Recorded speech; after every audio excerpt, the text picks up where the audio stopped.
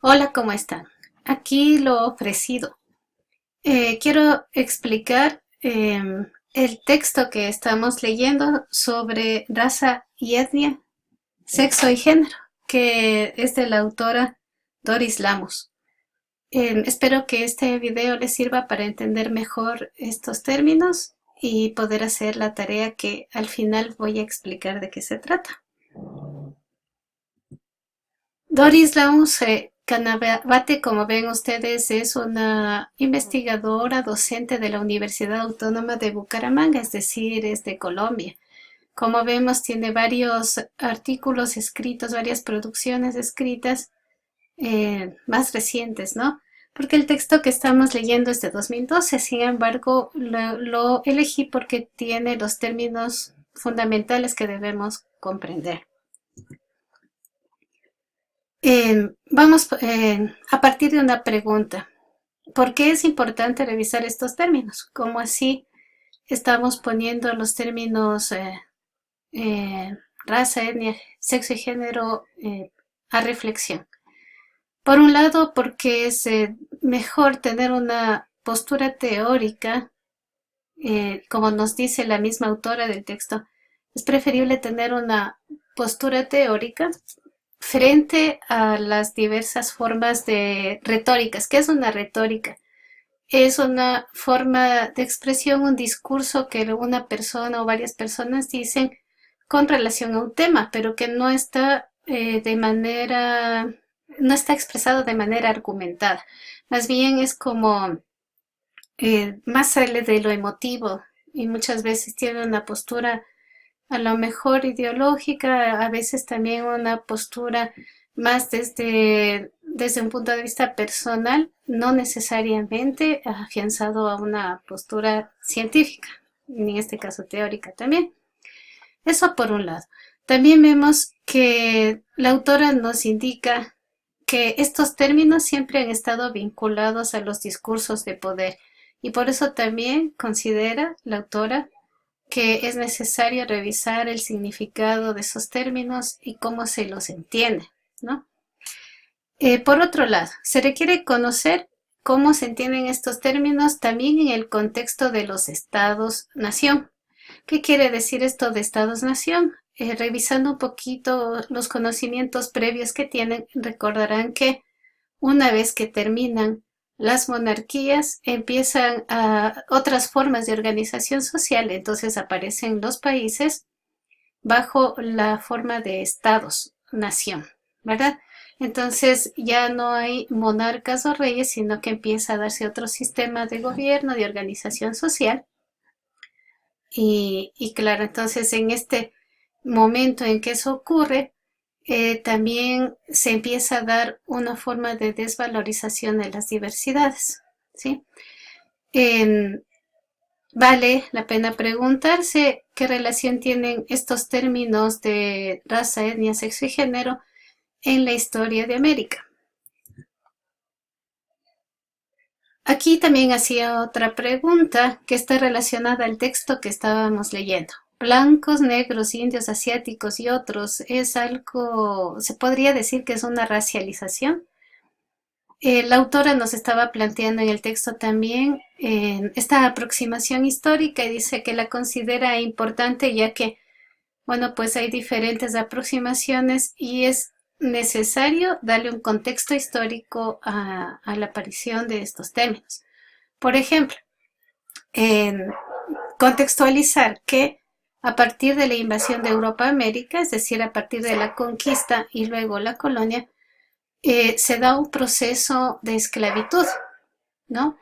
Y la esclavitud se la trae a América, porque además Europa ya había invadido y colonizado otras regiones cercanas a Europa, como es África, ¿sí?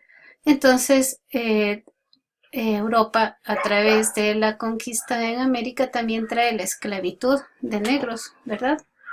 O de los africanos hacia América. La autora, como es de Colombia, contextualiza esta parte también, que no quiere que nos olvidemos que en América no hay solamente una diversidad entre a lo mejor europeos y pueblos originarios de América, sino también que hay otras diversidades traídas al continente en contextos, en un contexto de desigualdad, de explotación, de esclavitud.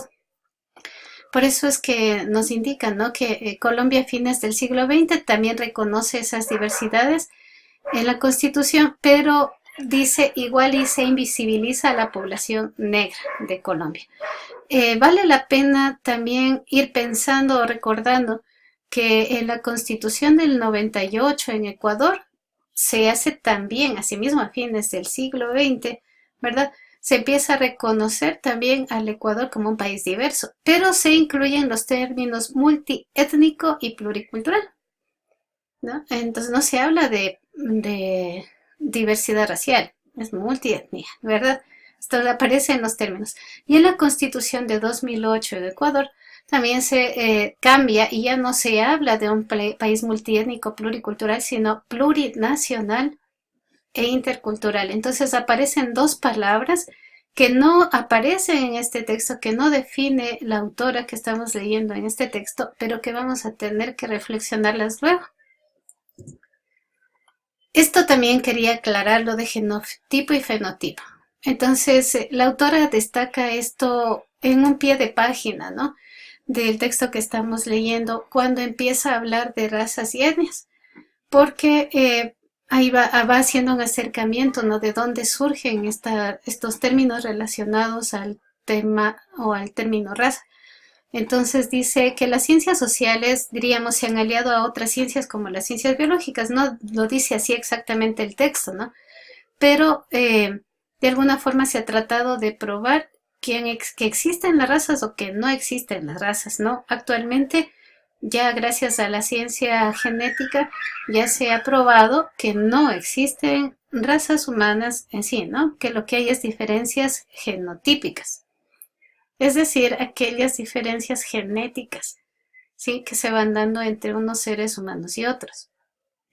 El término fenotipo, en cambio, es como que se relaciona, según explica en el texto, y también si ustedes buscan la palabra en otros fuentes, podrán ver que está más relacionado a las diferencias dadas de las personas con su ambiente o con su entorno. Entonces son más diferencias culturales. Por eso les decía que el genotipo estaba más relacionado al término raza, mientras que el fenotipo estaba relacionado más bien a las diferencias de prácticas de los grupos y a veces también relacionado al origen geográfico de los grupos humanos, ¿no? Entonces, las ciencias sociales que entran en juego podríamos decir que son la antropología, la sociología y la historia, ¿no? Y que a través de eso, esta autora que he elegido, pues explica estos términos, raza, etnia, sexo, género, dando esa aproximación histórica de cómo se han ido entendiendo.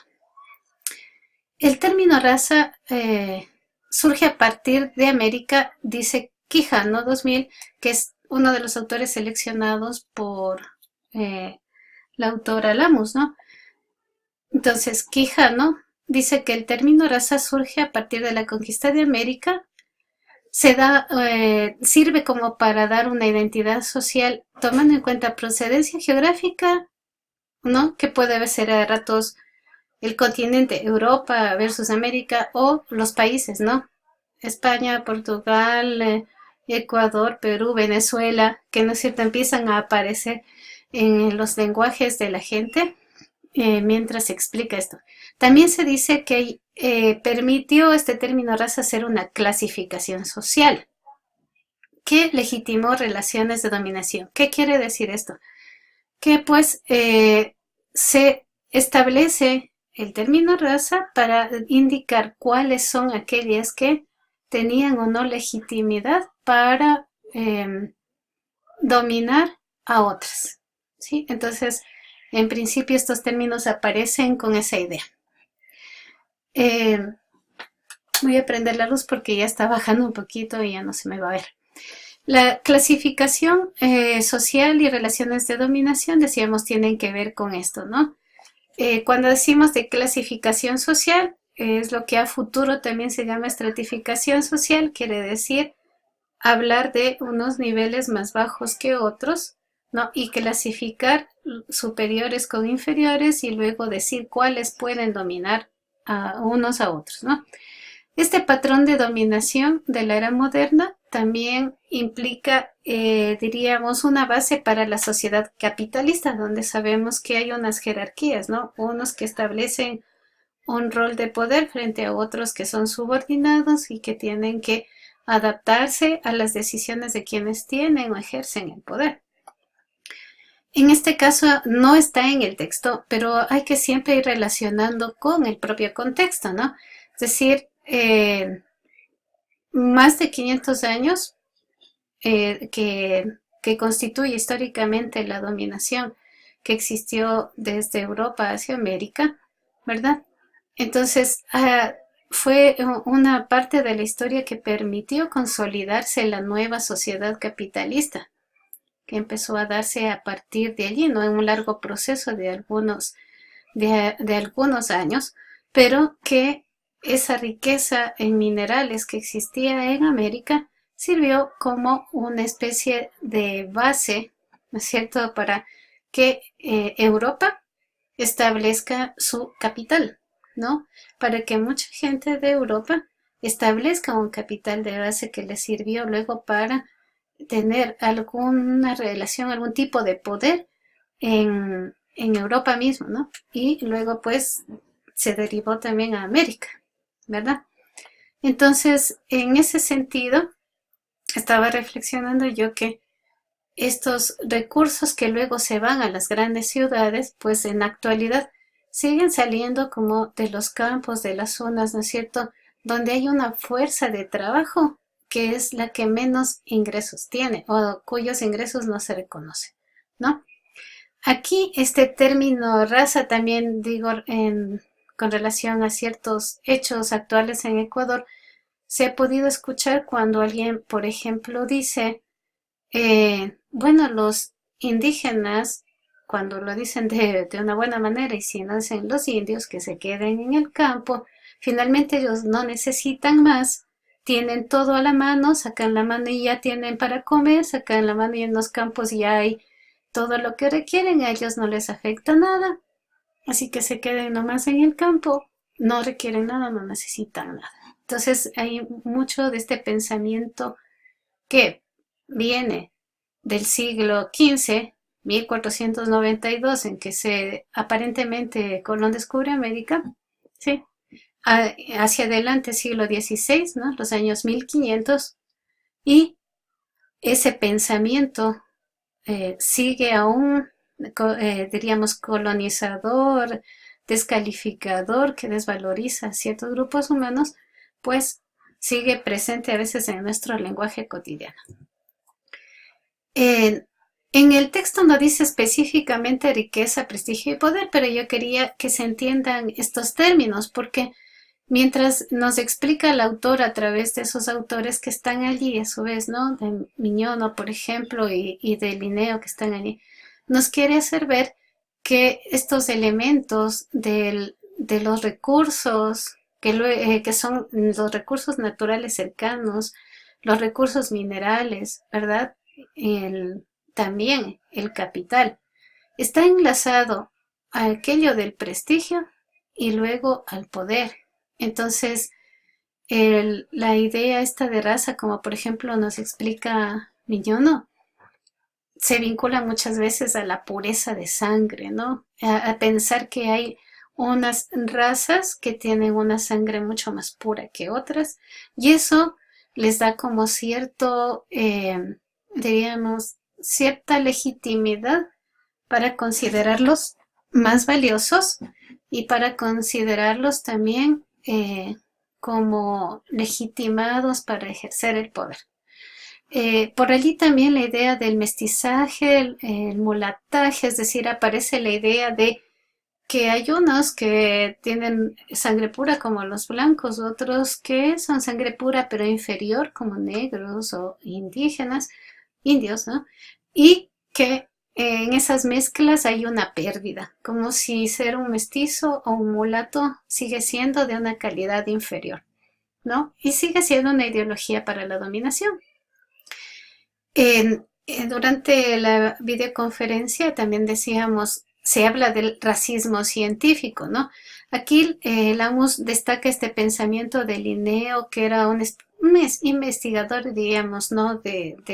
De la época esta, miren que es del siglo XVIII, ¿no? 1735, siglo XVIII. Dice, establece 4 razas. Ustedes pueden leer esto en el texto, ¿no? Este rato no se señalé exactamente la página en la que está, pero ahí se puede observar no, que, por ejemplo, está en la página 71, ¿sí? Que se habla de 4 razas, estableciendo a la europea como la raza superior, ¿no? Que dice aquí, ¿no? Y que les relaciona además con su comportamiento moral. Entonces aquí nos aclara la autora que este pensamiento, esta idea no es nueva, porque la idea de las diferencias y de tratar de entenderlas está desde la época de los griegos, entonces relaciona con los primeros pensamientos biológicos e incluso esas bases de la medicina que están hasta ahora, ¿no? De cómo seleccionar a las personas y su forma, ¿no? De ser. Y luego también se relaciona incluso a, por ejemplo, a cierto tipo de enfermedades, ¿no? No está aquí en este texto, pero hay otros que incluso hacen como una investigación sobre de qué se enferman las personas de raza negra, de qué se enferman las personas de raza indígena, de qué se enferman los blancos. Es decir, aún permanecen, aunque no lo creamos, este tipo de ciencia. Eso es el racismo científico, ¿no? Avanzando en el tiempo, ¿no? También se dan algunos autores como Darwin y Spencer. Ahí estaba alguien en la mañana nos recordaba eso, Darwin, ¿no? Que es un evolucionista que investigó la evolución de las especies, pero muchos de ellos también trasladaron la idea de evolución de las especies a la idea de la evolución de las razas. Entonces, pensando que de pronto, por ejemplo, los negros es una raza menos evolucionada que el blanco europeo, ¿sí? Y enlazando a sus formas de vida a esta evolución, ¿no? Aquí no está en el texto, pero por ejemplo, decir que hay unos grupos que son salvajes, otros que han evolucionado un poco y son bárbaros, y otros que han evolucionado más y son civilizados. Entonces, se hacen este tipo de comparaciones sobre la evolución, ¿no? Aquí también destaca un autor, Galton, que propone la eugenesia social. Yo le he puesto aquí entre comillas el mejorar la raza, porque esa propuesta de la eugenesia social decía que debería haber una pureza, ¿no es cierto? Que se debe limpiar las razas o mejorar de alguna forma la raza. Y si ustedes escuchan esto de mejorar la raza, pues se van a dar cuenta que en el lenguaje cotidiano aparece esta retórica, ¿no? Que alguna vez tuvo tinte de ciencia, ¿no? Se pensó que, como digo, hay cierto tipo de formas biológicas de las personas que se legitimaban como, diríamos, más o menos relacionadas a cierto tipo de debilidades que tenga una persona por su color de piel o su raza, ¿sí? Entonces, sí, esto permanece, es muy cercano todavía escuchar estas cosas en nuestro contexto. Decía yo aquí, ¿no? Y destaca la autora también que la higiene racial en Alemania es un ejemplo de esta postura científica, ¿no? Muchos científicos durante el apocalipsis, ¿no? De los judíos que tuvieron que vivir en la Alemania nazi, pues muchos científicos alemanes tomaron a distinta población que era judía, negra o con discapacidad, etcétera, para hacer pruebas científicas y tratar de sacar conclusiones, ¿no? Entonces, por ahí va el otro asunto.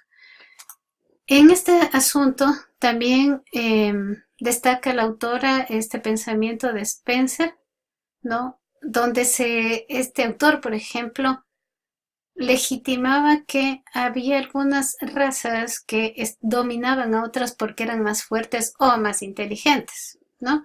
Entonces decía un poco como el más fuerte gana. Entonces miren ustedes que tiene relación con el evolucionismo, ¿no? Biológico.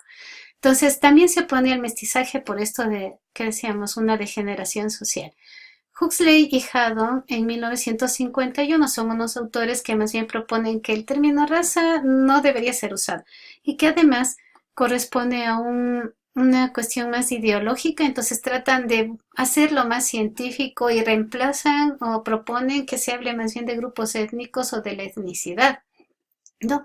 Para referirse más bien a diferencias culturales antes que a las diferencias raciales, ¿no? Entonces, por eso pretende un uso más bien no ideológico. Sin embargo, un autor de alguna forma también critica que ambos términos como que a veces se usan de manera que favorecen a las desigualdades.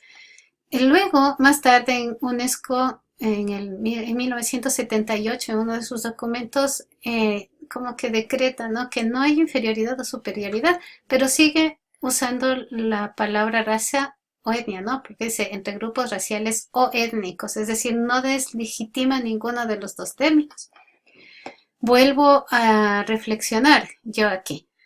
Entonces, tal vez parecería decir que el genotipo está más relacionado a la raza y el fenotipo a etnia, un poco para mirar cómo se relacionan los aportes científicos.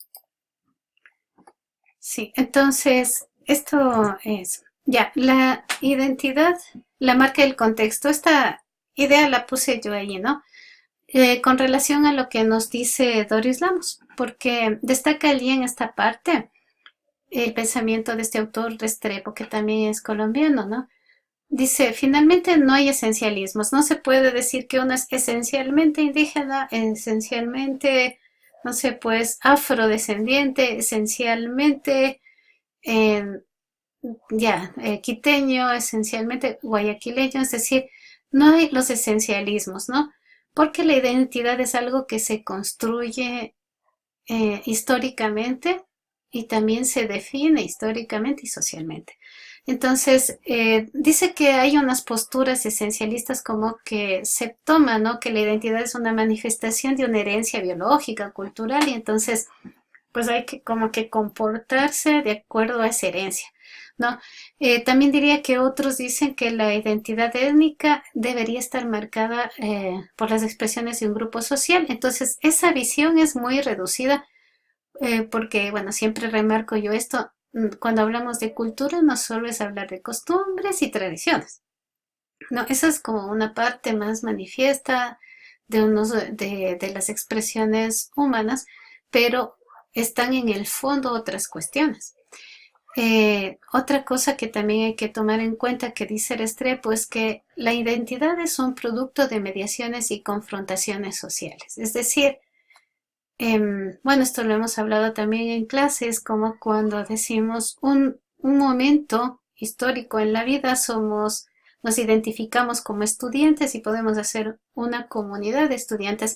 Y resulta que en otro momento histórico dejamos de ser estudiantes y pasamos a ser, no sé, pues los profesionales, ¿no?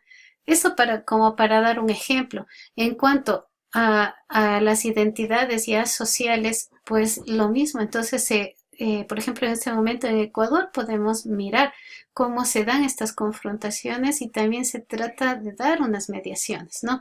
Donde las identidades se están redefiniendo.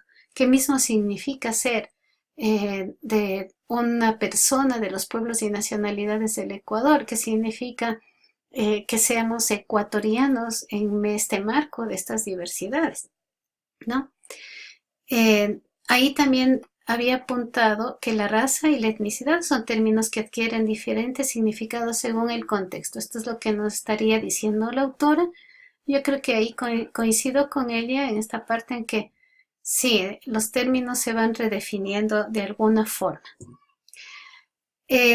Nos destaca ya más adelante racismo y etnocentrismo. Hay que ponerle atención a este autor que está aquí mencionado, porque en futuras clases lo estudiaremos, ¿no? Este autor diríamos que identifica mucho más estas relaciones de poder y sobre todo en los discursos, es decir, en las cosas que la gente dice, ¿sí? Y que establecen estas relaciones de poder. Por lo general, el racismo y el etnocentrismo también están basados en prejuicios y discriminación hacia otros seres humanos. En estos prejuicios se compara, por ejemplo, la inteligencia, ¿no? Qué grupos humanos tienden a ser más inteligentes, cuáles no, o tal vez su conducta moral, ¿no? Que si son organizados, que si no son organizados, que si dicen la verdad, que si no la dicen, que si son trabajadores o no son trabajadores, ¿cierto? Entonces por allí va. Por allí estamos, ¿no es cierto? Entonces, miren que el eurocentrismo es un término que va a aparecer siempre cuando hablamos de estos términos, porque como decíamos, Europa es la que invade diferentes poblaciones en el mundo y en este caso específico en el continente llamado americano. Y claro, entonces esta perspectiva defiende que la ciencia, la educación y la forma de vida europeos son superiores a otras formas culturales, ¿no? Eh, también de allí surge la idea o surgió la idea de que quienes viven más cercanos a las formas naturales, es decir, sin alterar mucho el paisaje natural, son como de pensamiento inferior o menos inteligentes que aquellos que viven en ciudades que han creado la tecnología, ¿no? Entonces, ese también es otro prejuicio que está dado desde este racismo y este eurocentrismo, ¿no? Eh, Este eurocentrismo también, bueno, de ahí surge otra palabra que es la de etnocentrismo, que es cuando un grupo humano defiende su identidad ahí sí étnica, ¿no? Como de su origen geográfico, territorial, o también sus formas culturales por sobre otros grupos, ¿no? Eso es lo que se suele denominar etnocentrismo y se tiende a decir esto de superioridad e inferioridad tratando de mirar sobre todo las características físicas. Eh, Ahí yo estaba apuntando, ¿no? Y también la autora habla de la naturalización. Por ejemplo, en nuestro contexto se ha naturalizado la pobreza, diciendo que indios y negros son pobres por ser poco inteligentes o por ser vagos. Estos son términos que, insisto, aparecen en el discurso cotidiano, aunque no nos demos cuenta, están interiorizados y vinieron con la dominación europea.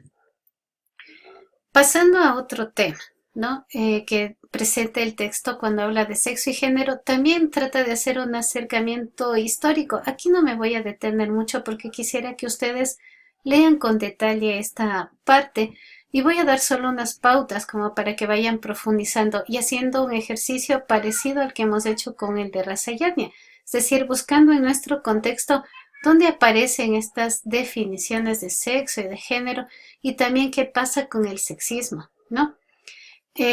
Como es la pregunta que hace la autora del texto que estamos leyendo. Aquí yo puse un apunte, ¿no? Porque me estaba acordando incluso de un cuento de un autor ecuatoriano, que es Pablo Palacio, ¿no? El cuento se llama El hombre muerto a puntapiés. Y me acordaba de esto porque alguna vez analizábamos igual con otra profesora eh, las, las principales desigualdades sociales y eh, diríamos como qué condición en la vida te perjudica más, ¿no? Entonces, en un contexto de desigualdad, la máxima marginación, no solo ser negro o ser indio, sino además ser mujer.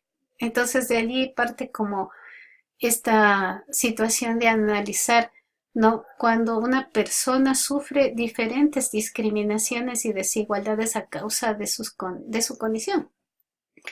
La palabra género, dice el autor un poco también, llega a sustituir a la palabra sexo, pero esto de género traducido al español, ustedes van a leer en el texto, tiene su origen en un término en inglés y bueno, no es exactamente lo que en español lo hemos entendido por un lado, pero en un esfuerzo de comprender, la palabra género más bien explica los roles sociales que tiene una persona, sea hombre o sea mujer, en su contexto, ¿no? Entonces no se trata como de oponerse a la condición biológica, que es lo que suele pasar en el discurso reciente que hemos escuchado también con relación, por ejemplo, a matrimonio entre una pareja del mismo sexo, ¿no es cierto? O sea, a veces confundimos que cuando hablamos de género estamos hablando del sexo. Entonces eso también hemos de profundizar también en futuro, pero por aquí está una primera base. Lo que sí hay que tener claro es que el término de género entra con el movimiento feminista, que también hay que estudiarlo despacio, ¿no? No, lo último que se está mirando del movimiento feminista ya ha tenido una trayectoria histórica, entonces es necesario asimismo estudiar bien qué ha pasado, por qué hemos llegado a dónde hemos llegado con este movimiento. Pero este término género aparece a partir de diferenciar los roles sociales de hombres y mujeres, ¿no? En un contexto en el que se decía que, por ejemplo, el rol del cuidado de los niños era específico de las mujeres, cosa que ahora tal vez se nos hace extraño escuchar que sea así, ¿no? Más bien como que ahora entendemos que hombres o mujeres podemos asumir el rol del cuidado del niño, ¿sí? Sin embargo, por ejemplo, el rol de la provisión del sustento en la casa todavía se escucha como que es particularmente responsabilidad o propiedad del hombre frente a la mujer. No es como que todavía esto se está dando. Entonces, para ver esto de qué corresponde a un hombre o una mujer como rol social es lo que aparece el término género, ¿no?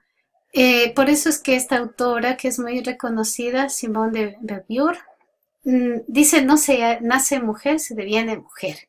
Es decir, trataba de explicar que todo aquello que nos han dicho que debe ser una mujer no es algo que está establecido para siempre, sino que se va igualmente construyendo. Es un término en discusión porque aparece frente a la inequidad o la desigualdad, ¿no es cierto?, de oportunidades, por ejemplo, al trabajo, al estudio, a la realización personal, a decidir si ser o no ser madres o padres, ¿sí? Entonces aparecen estos términos, pero claro, aparece también una crítica al término género, a ver si el término género no está escondiendo más bien lo que otros sociólogos apuntan como sociedad patriarcal y el patriarcado como sistema de poder, donde el hombre tiene un rol dominante en este sistema, siempre. Entonces, hay una crítica. Y bueno, ya he insistido, ¿no? Una relación de poder que está marcada allí. Quiero dejar un poco la idea de lo que nos plantea la autora, que cita a este autor Scott, donde dice que este tema del género tiene una dimensión simbólica, nuevamente es una dimensión cultural, social, es decir, entra con un significado a la sociedad. Hay una dimensión conceptual, es decir, es necesario definir claramente a qué nos referimos cuando decimos género, y una dimensión política, porque muchas veces estas definiciones han sido usadas para fundamentar acciones políticas de movimientos sociales. Entonces siempre hay que diferenciar en qué momento estamos hablando y desde dónde estamos hablando cuando hablamos de género. Aquí vuelvo a preguntar lo que pregunta el autor. ¿Qué es ser mujer? ¿Es una identidad biológica o es una construcción social? Por último, nuevamente voy bajándole la dosis a la explicación para que ustedes también puedan ir procesando el texto, entendiendo el texto. Existen unos mecanismos de poder que se dan a través de estos términos, ¿no? Un poco como conclusión, la autora nos dice que estos términos son partes de un sistema de dominación, pero yo quiero allí que ustedes profundicen y me digan, en este contexto de relaciones de poder, ¿qué diferencia hay entre multiculturalidad, pluriculturalidad e interculturalidad? Que el texto no nos dice, porque el texto solo se remite a la idea de multicultura, multietnicidad, pluriculturalidad, que en Colombia se reconoció. Sin embargo, acuérdense que aquí en Ecuador se cambia esta idea de lo multi y lo pluri a lo intercultural. Entonces hay que entender esto. Y pregunto, ¿qué rol le otorga a la mujer y al hombre en nuestra sociedad? Así como también en estos momentos en que estamos viviendo en Ecuador, cómo están expresadas estas diversidades y relacionemos a la cuestión de poder. ¿Qué desigualdades se han dado y se han justificado a través de estas diferencias? Espero que el texto la explicación haya servido para entender el texto. Voy a explicar el asunto de la tarea. ¿Sí? Entonces, vamos a ver aquí. Voy a subir este documento al aula virtual. Entonces, ustedes van a ver que deben poner el encabezado. Ya saben que debe tener el encabezado de una tarea. Ponen allí todos los datos y el título de la tarea sería esta. No se olviden de poner la fecha también, ¿no? Pero hay dos cosas que hacer. Una primera parte es concretar en sus palabras. Por favor, en sus palabras. Es decir, que sea de su reflexión. No me interesa mucho que a lo mejor parafraseen mucho el texto que hemos visto. Sí me interesa que lo entiendan, pero yo quiero que aquí, a partir de esa comprensión, ustedes vayan generando su propio pensamiento y su postura frente a estos términos. Y contestar estas 4 preguntas primeras, de manera concreta, es decir, cortita, no necesito que se extiendan mucho. Pueden ser 3 o 4 líneas tal vez de cada pregunta, ¿no? Máximo. La otra es buscar una noticia en medios de comunicación, radio y televisión local, ¿no? Y otra que sea de un colectivo social, es decir, no medios privados de comunicación social que podemos ver en la televisión local, ¿no es cierto? O en la radio local, sino que estén en redes sociales, Facebook, YouTube, Twitter. Entonces, que pueden ser de movimientos sociales que en estos días han estado haciendo una labor de comunicación diferente a la que han hecho los otros medios. Quiero que comparen y escriban los datos, asimismo saquen conclusiones, y para lo cual van a poner esto, ¿no? Título de la noticia, medio en que se ha difundido, ¿no? Por ejemplo, si dice, no sé, pues los indígenas se toman la asamblea, no sé, estoy pensando en un tipo de noticia. Medio en que se difundió, por ejemplo, diario El Comercio, ¿no?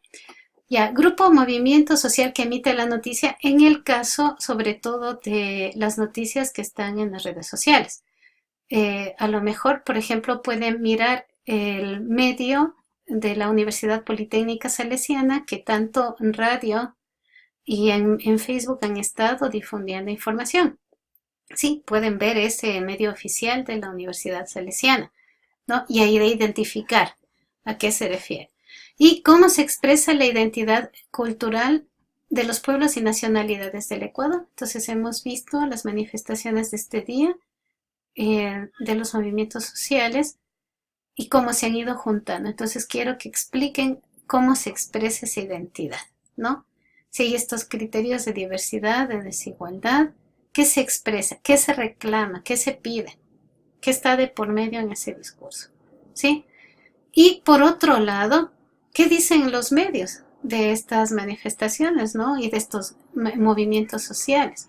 Por ejemplo, ¿cómo se definen las poblaciones indígenas en cada noticia? Y también quiero que ustedes pongan su postura, si están de acuerdo o no y por qué. Eso sería todo. Voy a abrir la tarea en el aula virtual. Para quienes no tienen acceso al aula, por favor, las compañeras pueden descargar y enviar en sus redes sociales y pueden enviar a mi correo de la universidad, ¿sí? Que, bueno, ahí está también en el aula virtual, entonces lo pueden descargar. Eso es todo. Gracias, chicas.